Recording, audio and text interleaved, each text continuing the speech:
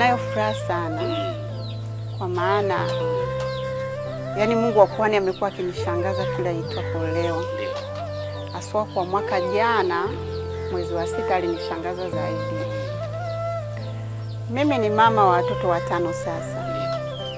Lakini mwanangu ambaye huyu Daniel amefatiwa naye sasa hivi ana miaka 15.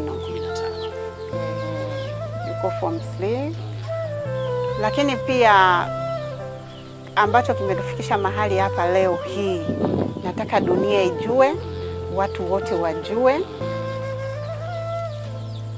ni kwamba nilibeba ujauzito wa mtoto huyu baada ya kuhangaika kwa muda mrefu miaka yote hiyo nikitafuta mtoto miaka 15. Lakini sikuweza kufanikiwa. Hospitali au ya kienyeji? Kwanza kabisa nilitumia madawa ya hospitali. Ikashindikana, ukaonekana hakuna tatizo lolote. Wakapima vipimo vyote mpaka kwenye mrija ya uzazi, kaonekana hamna tatizo.